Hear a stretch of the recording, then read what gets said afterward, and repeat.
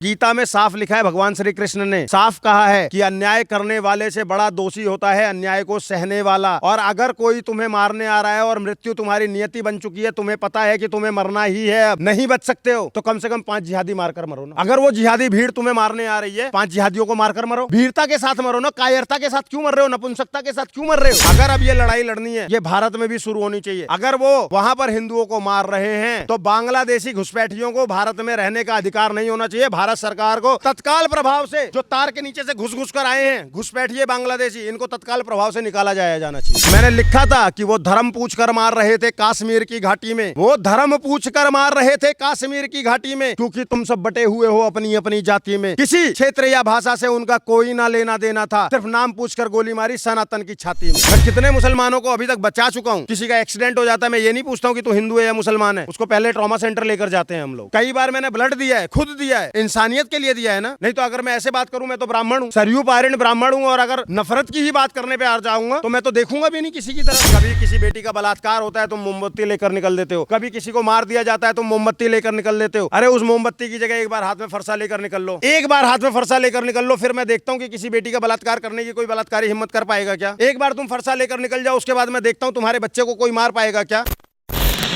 ओस्मान हादी जो है उसका जनाजा निकाला गया। उसके बाद जो कट्टरपंथी हैं उन्होंने अल्टीमेटम दिया है यूनुस सरकार को कि तुम अगर उसके हथियारों को नहीं पकड़ोगे तो हम वहाँ पे कोहराम मचा देंगे। और उनका निशाना जो है वहाँ पे 1 करोड़ 30 लाख हिंदू हैं, और वहाँ पे उन्होंने BNP जो है बांग्लादेश नेशनल पार्टी, उनके नेता जो उनके घर में आग लगा दी और बाहर कुंडी लगा दी उनके घर के बाहर, और आग लगा दी उनके घर में। तब 3 बेटियां उनकी मौजूद थी, एक बेटी 7 साल की थी जिसकी वहीं ऑन द स्पॉट मौत हो गई, और जो 2 बेटियां हैं अभी अस्पताल में गंभीर रूप से घायल है। मारा गया एक व्यक्ति, ठीक है, उसको मारने वाले वहाँ के जो लोग हैं, पार्टी के लोग हैं या कार्यकर्ता हैं या मुस्लिम भीड़ है।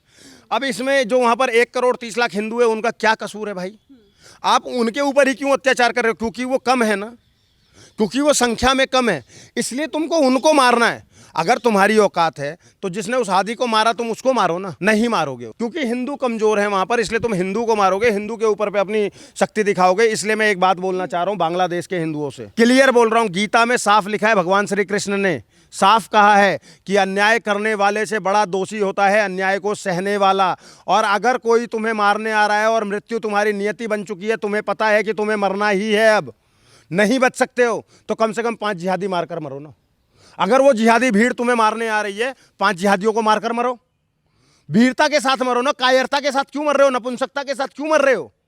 ये अब जिम्मेदारी बांग्लादेश के हिंदुओं की है मैडम, बांग्लादेश के हिंदुओं की ये जिम्मेदारी है कि अब से वो भगवान परशुराम वाला फरसा उठा लें। और 1 करोड़ 30 लाख की जनसंख्या कम नहीं होती है। मैं कह रहा हूं 1 करोड़ छोड़ो, सिर्फ 30 लाख सड़कों पर आ जाओ एक बार। और पिछली बार भी मैंने ये बात बोली थी, कहीं ना कहीं मेरी ये वीडियोस गई लोगों तक, कहीं ना कहीं बांग्लादेश के लोग जागे, और पिछली बार आए थे 70 लाख लोग सड़कों पर, और उसके बाद 1 साल तक हालात सुधरे हुए थे। लेकिन हमें सिर्फ साल 6 महीने के लिए हालात नहीं सुधारने हैं। अगर सच में बांग्लादेश के लिए हालात सुधारने हैं तो वहाँ के हिंदुओं को सबसे पहले मुखर होकर अपने अधिकारों के लिए अब सड़कों पर आना होगा। जरूरत पड़े तो हथियार उठाना पड़ेगा, फरसा उठाना पड़ेगा, बंदूक उठानी पड़ेगी, और अपने अधिकारों के लिए लड़ना पड़ेगा, अपने लोगों को बचाने के लिए लड़ना पड़ेगा। अन्यथा ऐसे ही कटते मरते रहोगे और कोई बचाने वाला नहीं आएगा। दूसरी बात बोल देता हूँ, पूरे विश्व से जो लोग आते हैं यहाँ पर, अभी एक हास्यास्पद बात, आपने यूनुस का नाम लिया, उस यूनुस को शांति का नोबेल पुरस्कार दिया जा रहा है। शांति तो उनके बांग्लादेश में फैली हुई है। माय पॉइंट कि उसको किस बेस पर नोबेल पुरस्कार दिया जा रहा है, जिसके देश में इस कदर से हिंदू लोग मारे जा रहे हैं। हिंदू बेटी का बलात्कार की वीडियो किस किसने देखी थी? इतनी भयावह वीडियो थी वो। एक लड़की का कसूर सिर्फ इतना था बांग्लादेश में कि वो हिंदू की बेटी थी, उसके साथ में सिर्फ बलात्कार नहीं किया गया बल्कि उसके गुप्तांगों में, माफ़ करिएगा आप महिला है, मैं ऐसी बात बोल रहा हूँ, बोतल शराब की घुसा दी गई।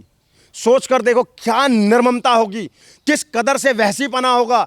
और उनका साथ देने के लिए एक महिला वहाँ थी साथ में, एक महिला भी उस वीडियो में दिख रही है जो उन दरिंदों का साथ दे रही है। आज जिस युवा को मारा गया, और इस तरीके के अनेकों युवाओं को हम लोग ने बहुत जल्दी भूल जाते हैं। अभी पिछले साल की वीडियो आ रही थी, किसी को मार के फ्लाईओवर से टांगा जा रहा है, किसी को पुल से नीचे फेंका जा रहा है, किसी को कुछ किया जा रहा है, हम फिर भूल जाते हैं। हम 2 दिन क्या करते हैं कि बांग्लादेश की एम्बेसी पर जाएंगे, वहाँ पर मोमबत्ती लेकर दिखा देंगे और हम भूल जाते हैं। नहीं, अगर अब ये लड़ाई लड़नी है तो ये भारत में भी शुरू होनी चाहिए। अगर वो वहाँ पर हिंदुओं को मार रहे हैं तो बांग्लादेशी घुसपैठियों को भारत में रहने का अधिकार नहीं होना चाहिए। भारत सरकार को तत्काल प्रभाव से इन जो तार के नीचे से घुस घुस कर आए हैं घुसपैठिए बांग्लादेशी, इनको तत्काल प्रभाव से निकाला जाना चाहिए।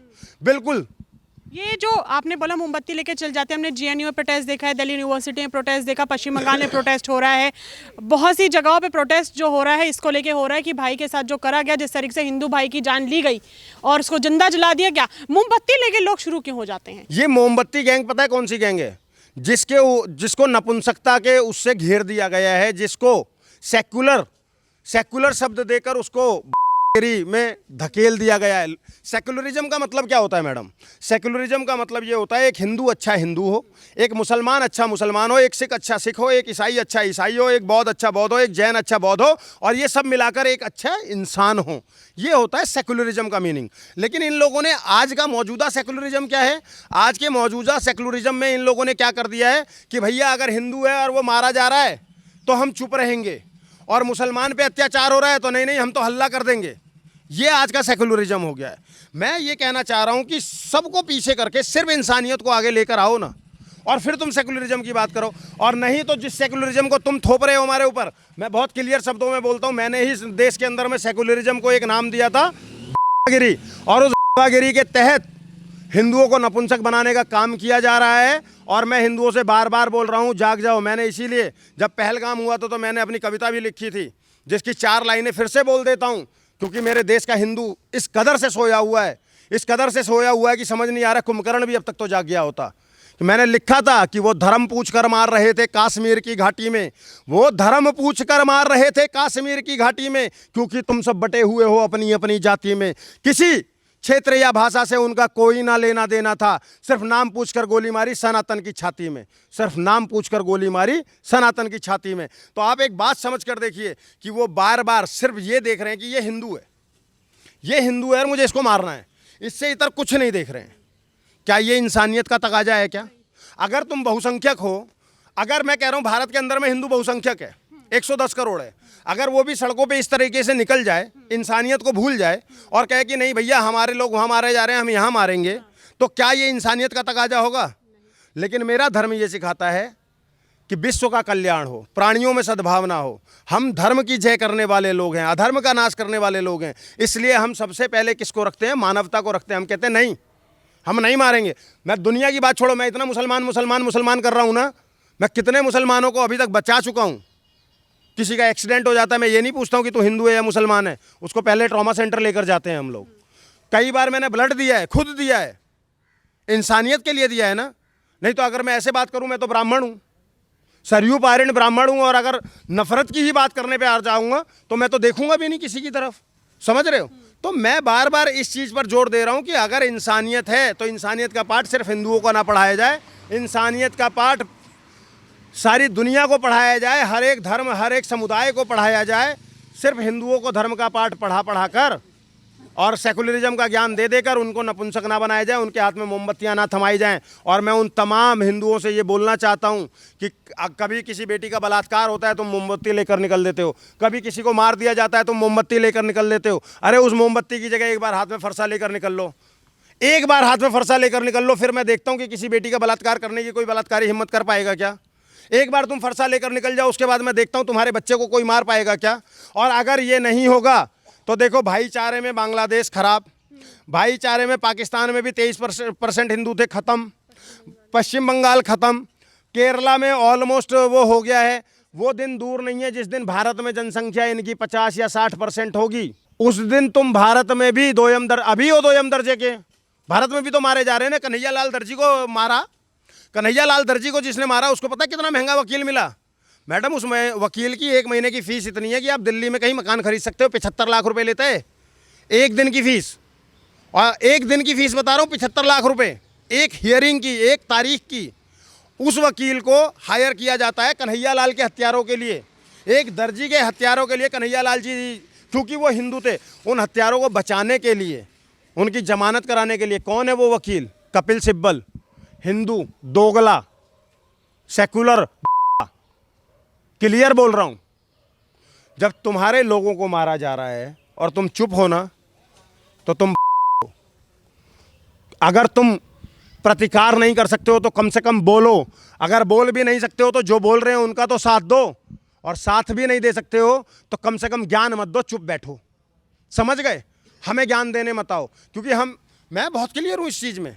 मुझे नहीं पता कि मुझे कब कौन कहाँ मार देगा। मुझे बहुत धमकियाँ आती हैं, तमाम धमकियाँ आती हैं कि तू ऐसे क्यों बोल रहा है, और मुझे सच में नहीं पता। मैं अकेला चलता हूँ, मुझे नहीं पता कब कहाँ कैसे मरूंगा। लेकिन मैं एक बात का वादा करके जा रहा हूँ आज अपने सनातनी भाइयों से कि अगर वो जिहादी भीड़ होगी और हमला सामने से हुआ तो अकेला नहीं मरूंगा, कम से कम 5 को लेकर मरूंगा। हाँ, किसी ने धोखे से मार दिया वो अलग बात है, किसी ने पीछे से मार दिया वो अलग बात है, लेकिन अगर सामने से हुई तो भीड़ में से कम 5 को लेकर मरूंगा। ये मेरा प्रण है, ये मैं बता देता हूँ। और जिस दिन हर सनातनी ने ये प्रण ले लिया, बांग्लादेश में हिंसा रुक जाएगी और पूरी दुनिया में हिंसा रुक जाएगी।